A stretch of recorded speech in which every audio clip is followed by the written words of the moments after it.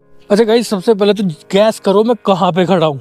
देखते हैं कौन कौन सही गैस कर पाता है। नज़ारे देखो और अब मेरे पीछे कितने खूबसूरत व्यू हैं। अब आपको गैस करना होगा कि ये कौन सी लोकेशन है।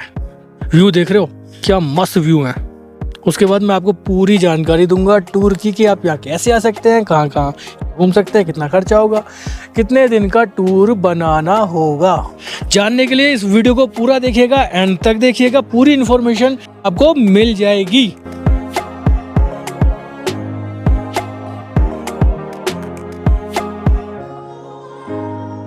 कुछ लोग तो इस जगह को पहचान गए होंगे और काफी लोग अभी भी सोच रहे हैं कि ये जगह कौन सी है। चलिए मैं ही बता दूंगा, लेकिन उससे पहले आप मुझे ये जरूर बताइए कि आप किस किस हिल स्टेशन पर घूम चुके हैं। क्या पता आप इस हिल स्टेशन का ही नाम लेते हैं।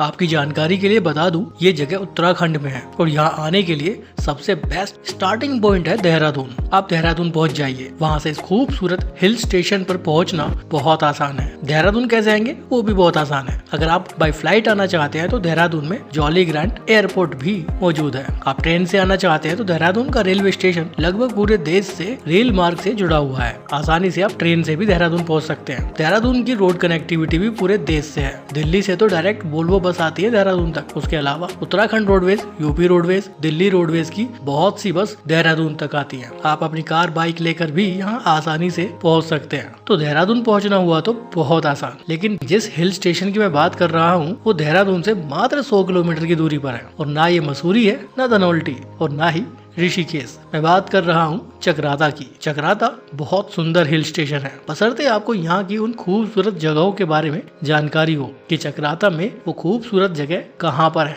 वहाँ कैसे घूमना है। ये सब जानकारी इस वीडियो में दी गई है, तो वीडियो को पूरा जरूर देखिएगा। बहुत कम खर्चे में आपका टूर हो जाएगा। देहरादून से चक्राता तक का सफर आपको बाय रोड ही करना पड़ेगा और देहरादून से चक्राता आने के 2 रास्ते हैं। पहला रास्ता, आप विकास नगर होते हुए चक्राता पहुँच जाइए। इस रास्ते से दूरी करीब 100 किलोमीटर रहती है। दूसरा रास्ता, आप मसूरी होते हुए चक्राता पहुंच जाइए। इस रास्ते से दूरी करीब 115 किलोमीटर रहेगी। तो दोनों रास्तों में मात्र 15 किलोमीटर का अंतर है। मैं चक्राता आया मसूरी वाले रास्ते से क्योंकि इस रास्ते के व्यूज बहुत अच्छे हैं। रोड ट्रिप बहुत सुंदर रहती है। हालांकि विकास नगर वाला रास्ता भी अच्छा है, वहाँ भी व्यूज अच्छे हैं। अब चॉइस आपकी है कि आप किस रास्ते से आते हैं। आपको इस रोड ट्रिप का एक बेस्ट तरीका बताऊं, आप एक रास्ते से जाइए और दूसरे रास्ते से वापस आ जाइए। मान लीजिए आप मसूरी वाले रास्ते से चक्राता पहुंचते हैं तो रिटर्न आप विकास नगर होते हुए आ जाइए। इस तरह से आपका एक सर्किट हो जाएगा और दोनों रास्तों के खूबसूरत व्यूज भी आप देख लेंगे। तो है ना कमाल का तरीका रोड ट्रिप। रास्ते में रुके हैं, देखो व्यू देखो पीछे का कितना मस्त व्यू लग रहा है। बारिश पड़ रही है, आसमान में घने घने बादल और नजारा तो बस मैं क्या ही बताऊं, किसी जन्नत में पहुंच गए। देखो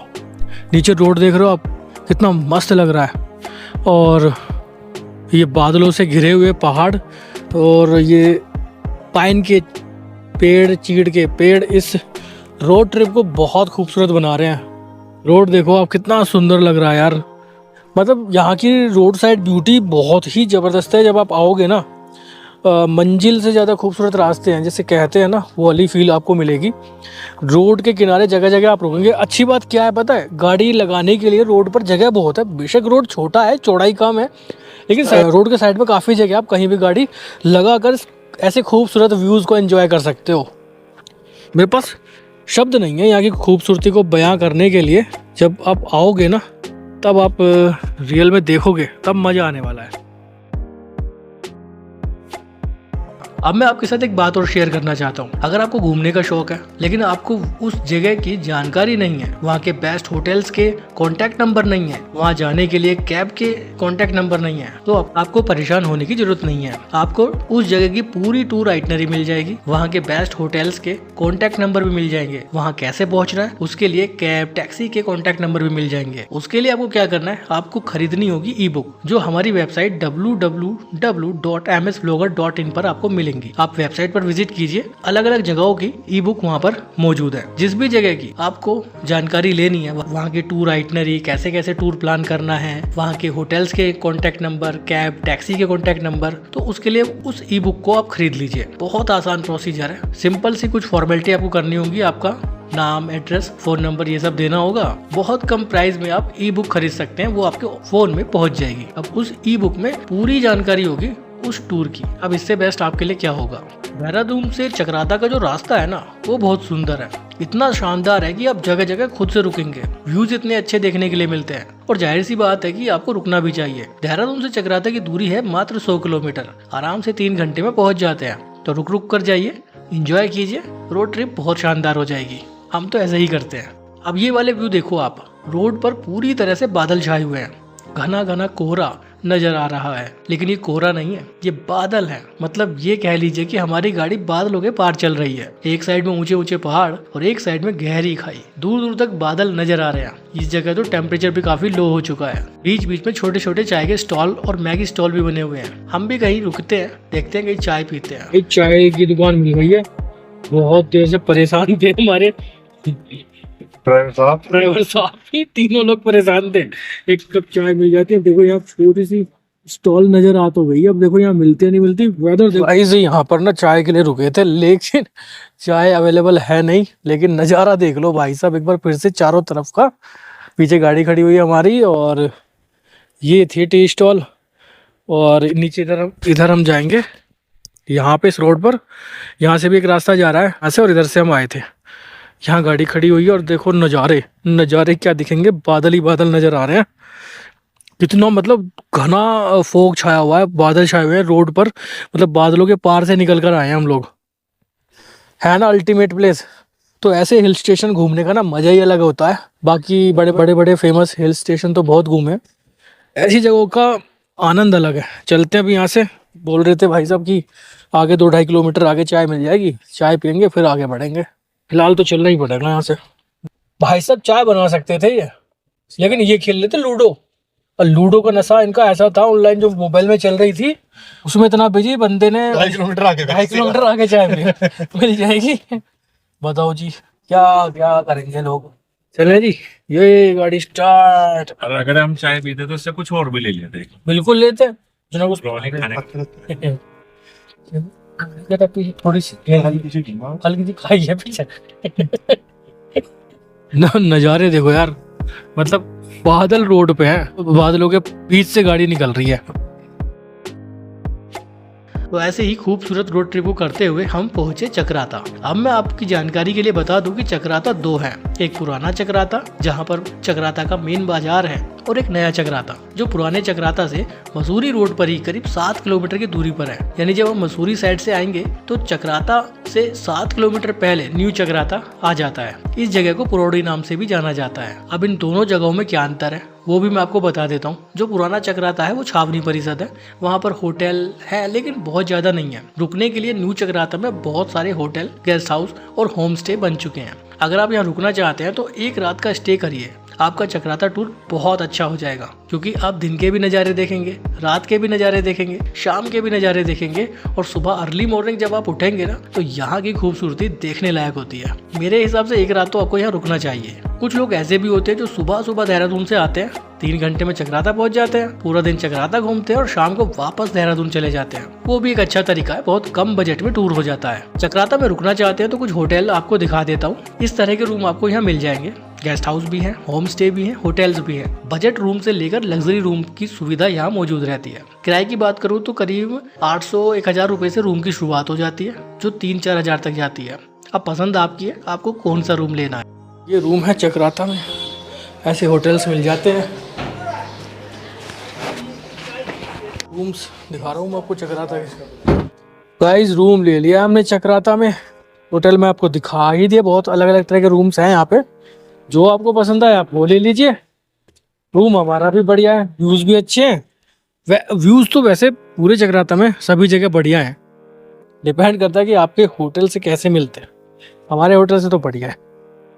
रूम की बालकनी से व्यू देखेंगे ना तो मजा आ जाएगा। अब मेरे रूम की बालकनी से व्यू देखो आप, कितना शानदार लग रहा है। दूर दूर तक पूरी वैली नजर आ रही है। ऐसा लग रहा है कि बिल्कुल टॉप पर हम खड़े हैं पहाड़ पर, क्योंकि होटल ही ऐसी लोकेशन पर है। बाकी सारे पहाड़ नीचे नीचे दिखाई दे रहे हैं। मैंने आपको चक्राता रोड ट्रिप करा दी, चक्राता में कहाँ रुकना है, होटल रूम वो भी बता दिए, दिखा दिए, किराया आपको बता दिया। अब मैं आपको बताता हूँ कि देहरादून से आप कैसे आ सकते हैं। देखिए अगर आपके पास अपनी कार है, बाइक है तो आराम से यहाँ आ जाएंगे, कोई दिक्कत नहीं होगी, 3-4 घंटे लगेंगे। बस आपको ये डिसाइड करना होगा कि आपको किस रोड से आना है, विकासनगर होके आना है या मसूरी रोड से आना है। एक साइड से आइए और दूसरी साइड से वापस जाइए, सबसे बेस्ट तो यही रहता है। पब्लिक ट्रांसपोर्ट की बात करूँ तो शेयर टैक्सी आपको मिल जाएगी देहरादून ISBT से। शेयर टैक्सी में करीब 150-200 रुपए में आप चक्राता पहुंच जाएंगे, इससे सस्ता क्या होगा। इसके अलावा बसेस भी मिल जाती है चक्राता के लिए, वो और भी सस्ता रहेगा। अगर आप कैब या टैक्सी बुक करके आना चाहते हैं तो वो भी सबसे अच्छा तरीका है। चाहे तो आप 1 डे ट्रिप कर लीजिए, सुबह आ जाइए और शाम को वापस चले जाइए,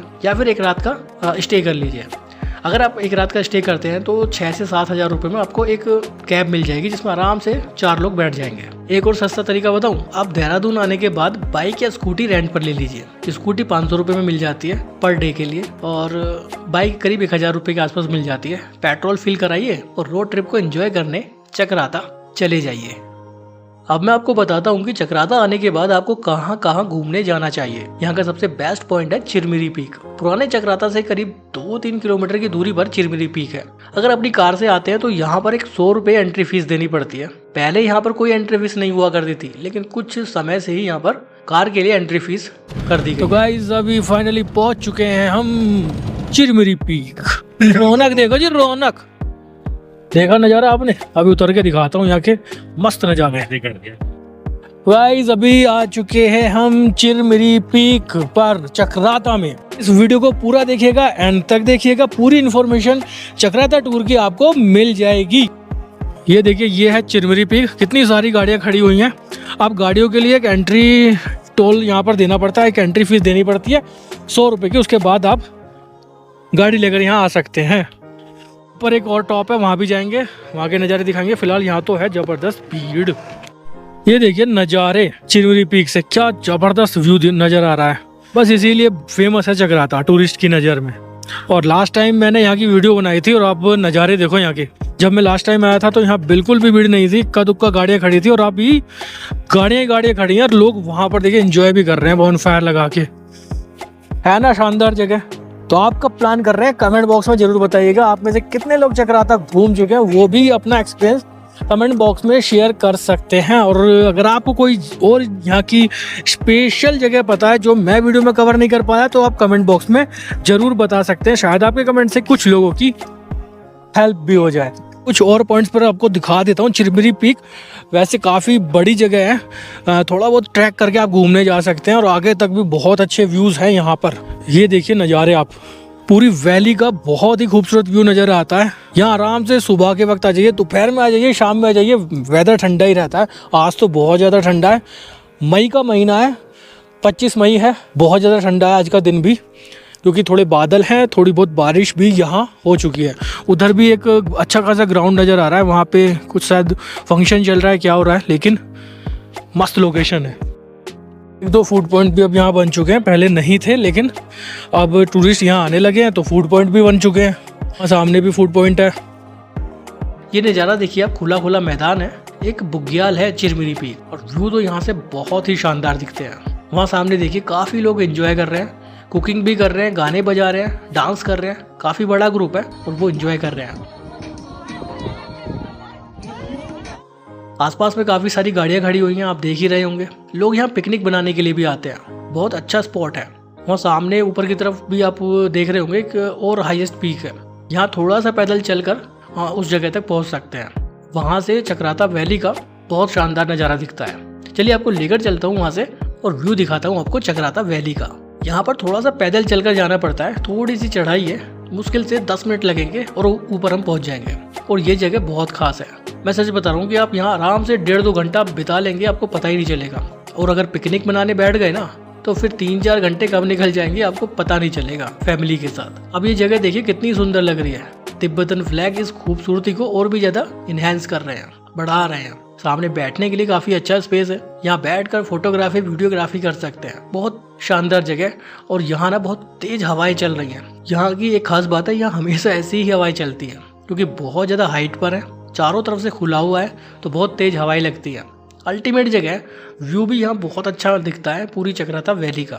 एक और दूसरी जगह है, आपको लेकर चलता हूँ वहाँ। वो भी चक्राता की सबसे ज्यादा फेमस और खास जगह है, वो है टाइगर फॉल। चक्राता से टाइगर फॉल की दूरी करीब 18 से 20 किलोमीटर है। कार से करीब 40-45 मिनट लगते हैं पहुंचने में। वहां पहुंचने के बाद 2 रास्ते हैं, एक तो पैदल ट्रैकिंग वाला रास्ता है, थोड़ी सी पैदल ट्रैकिंग करनी पड़ती है, रोड के साइड में गाड़ी खड़ी हो जाती है। दूसरा रास्ता भी है जहां आप अपनी गाड़ी लेकर जा सकते हैं, लेकिन वो ऑफ रोड है, थोड़ा सा ऑफ रोड करके गाड़ी लेकर जानी पड़ती है, तो आप टाइगर फॉल के काफ़ी नज़दीक पहुंच जाएंगे। यहाँ आप देख रहे होंगे काफ़ी सारी गाड़ियाँ खड़ी हुई हैं, काफ़ी लोग अपनी गाड़ियाँ लेकर यहाँ पहुँच जाते हैं। चलिए अब मैं आपको लेकर चलता हूँ टाइगर फॉल तक। ये जो नज़ारा आप देख रहे हैं ये टाइगर फॉल का है, बहुत ऊंचाई से पानी गिरता है। सच बताऊं तो टाइगर फॉल के नीचे खड़ा होना लगभग नामुमकिन है। यहाँ दूर से खड़े खड़े ही लोग भीग जाते हैं, क्योंकि दूर तक पानी की बौछार आती है, बहुत ऊंचाई से पानी नीचे गिरता है। हालांकि कुछ लोग यहाँ नहाने की कोशिश भी कर रहे हैं, लेकिन वो रिस्की भी हो सकता है। आसपास में चेंजिंग रूम भी बने हुए हैं। आप वाटरफॉल के ठीक पास में खड़े हो जाइए, आपको अंदर जाकर नहाने की जरूरत ही नहीं पड़ेगी, आप खुद ब खुद नहा लेंगे। बहुत अच्छी जगह है, अल्टीमेट जगह है, आपको यहाँ जरूर आना चाहिए। मस्त विजिटिंग प्लेस है चक्राता की। उत्तराखंड की सबसे खूबसूरत वाटरफॉल में से एक है टाइगर फॉल। यहाँ आसपास में खाने पीने के लिए 2-3 फूड पॉइंट भी बने हुए हैं, जहाँ पर चाय, कॉफी, मैगी, काफी सारी चीजें मिल जाती हैं। यहाँ पर एक कैफे में तो रुकने की भी व्यवस्था है, लेकिन यहाँ ज्यादातर लोग रुकते नहीं है। 1-2 घंटा बिताने के बाद, एंजॉय करने के बाद लोग वापस चले जाते हैं। कुछ खाना पीना है तो वो भी आप यहाँ कर सकते हैं। टाइगर फॉल के बारे में मैं आपको एक चीज और बता देता हूँ कि यहाँ पर ड्रिंकिंग अलाउ नहीं है, आप अल्कोहल नहीं ले सकते हैं। यहाँ साफ साफ जगह जगह मेंशन किया गया है। रेनी सीजन में इस जगह की खूबसूरती और ज्यादा बढ़ जाती है, और वाटरफॉल का जो फ्लो है ना वो बहुत ज्यादा बढ़ जाता है, बहुत ज्यादा पानी हो जाता है। उस समय तो यहाँ खड़े होकर ही बहुत डर लगता है। चक्राता में एक जगह और है जो बहुत ज्यादा फेमस है, वो है लोखंडी। चक्राता से करीब 18 किलोमीटर की रोड ट्रिप करने के बाद आप लोखंडी पहुंच सकते हैं। ये जो 18 किलोमीटर का रास्ता है ना, ये भी बहुत शानदार है। इस रास्ते के बारे में मैं आपको बताना चाहता हूँ कि अगर आपको कैंपिंग करने का शौक है तो इस रोड पर चक्राता से निकलने के बाद ही काफी सारे कैंप रिजॉर्ट बने हुए हैं, जहाँ आप कैंपिंग का आनंद ले सकते हैं। अल्टीमेट जगह है, रोड ट्रिप बहुत शानदार रहती है। 18 किलोमीटर के इस सफर में आप देवबन से होकर निकलते हैं, जहाँ ऊंचे ऊंचे पाइन के ट्री आप देखेंगे। शानदार जगह है। बाकी वेदर उस समय कैसा रहेगा वो उस पर डिपेंड करता है, व्यूज कैसे मिलेंगे आपको, क्योंकि यहाँ मैंने देखा है कि पूरे रोड पर बादल छा जाते हैं, ऐसा लगेगा कि आप बादलों के पार पहुंच चुके हैं। गाइस एक और नज़ारा दिखा दूँ आपको, बहुत ही प्राइम लोकेशन पर खड़े हैं। सामने का व्यू देखो पहले आप, वाह। एक तो यहाँ जबरदस्त हवा चल रही है, बहुत तेज हवा चल रही है, ओहो बहुत तेज, और बहुत ठंडी हवा है। व्यू देखो आप, कितना शानदार व्यू है। व्यू तो बस देखकर मजा आ गया यार। ये देखो व्यू आप, मतलब ऐसे व्यू मिलते हैं चक्राता में। वो है लवर्स पॉइंट। चक्राता और लोखंडी के बीच में खड़े हैं। चक्राता अभी 10 किलोमीटर है यहाँ से, 10 मतलब ये कह लीजिए चक्राता से 10 किलोमीटर आ गए हैं, लोखंडी की तरफ जा रहे थे।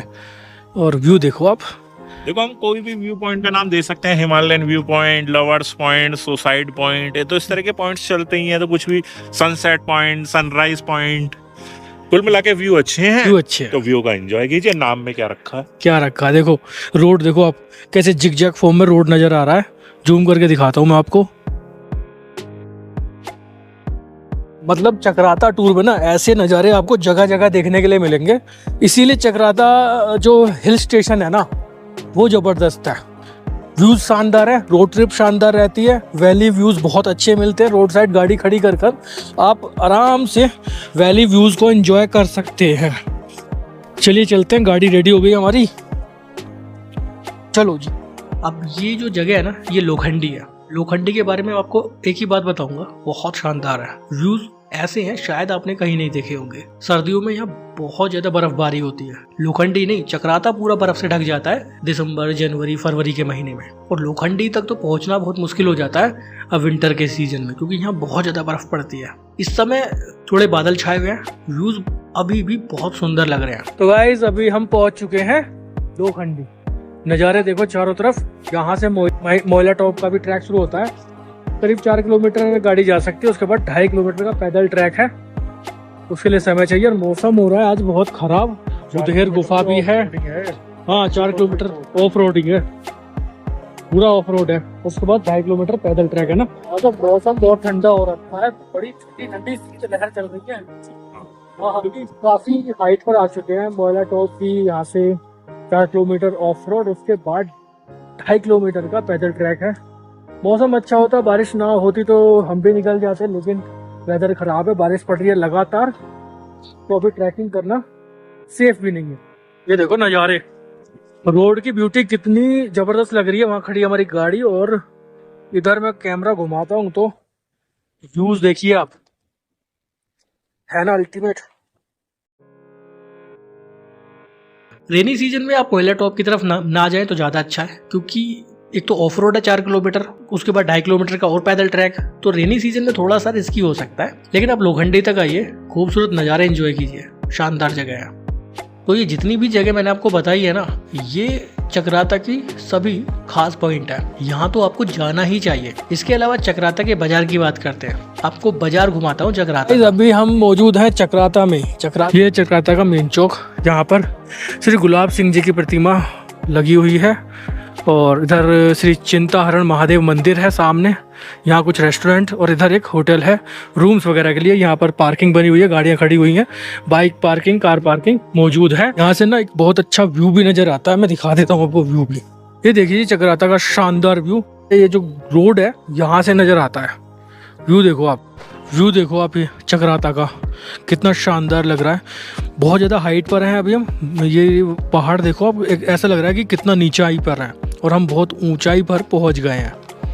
ये एक छोटा सा रोड है पैदल घूमने के लिए, पीसफुल हिल स्टेशन है, अच्छा लगता है यहाँ पर घूमने के लिए। आसपास में भी काफ़ी सारी जगह हैं। तो अभी हम चक्राता में घूम रहे हैं। चक्राता के व्यूज़ में आपको दिखा रहा हूँ, ये पूरा डेंस फॉरेस्ट है जिसके किनारे ये पार्किंग है। ये चक्राता का बाजार है, उधर छोटा सा हिल स्टेशन है लेकिन शानदार जगह है, घूमने लायक जगह है, पीसफुल हिल स्टेशन है। चक्राता का बाजार थोड़ा खुला है, थोड़ा बंद है अभी, कल पूरा बाजार खुल जाएगा। वाइन शॉप भी है, फास्ट फूड के लिए शॉप भी है। चक्राता के बाजार की बात करें तो जो ओल्ड चक्राता है, वहाँ शुरुआत में एक पार्किंग बनी हुई है, वहाँ गाड़ी खड़ी करते हैं लोग और घूमने निकल जाते हैं चक्राता के मार्केट में। छोटा सा बाजार है लेकिन एक कंप्लीट पैकेज है यहाँ के लोकल लोगों के लिए। टूरिस्ट के नजरिए से भी काफी कुछ है इस बाजार में। कुछ होटल्स भी हैं, फूड के लिए कैफे रेस्टोरेंट्स भी हैं, ढाबे भी हैं। अगर आपको पहाड़ी दाल खरीदनी है ना तो आप चक्राता आकर खरीद सकते हैं, काफी दुकान आप यहाँ पर देखेंगे। चक्राता के बारे में एक बात मैं और बता देता हूँ, हर महीने की 25 तारीख को चक्राता का पूरा बाजार बंद रहता है, यानी महीने के एक दिन 25 तारीख को पूरा चक्राता बंद रहता है। अगर आप 25 तारीख को चक्राता पहुंचेंगे ना तो पूरा बाजार आपको बंद मिलेगा। कुछ ऐसे नज़ारे रहेंगे उस समय, बाकी दूसरे दिनों में कुछ इस तरह के नज़ारे आप देखेंगे। जब भी आप जाएं तो डेट डिसाइड करके जाइएगा, 25 तारीख को आप चक्राता मत पहुंचिएगा क्योंकि उस दिन आपको बाजार बंद मिलेगा।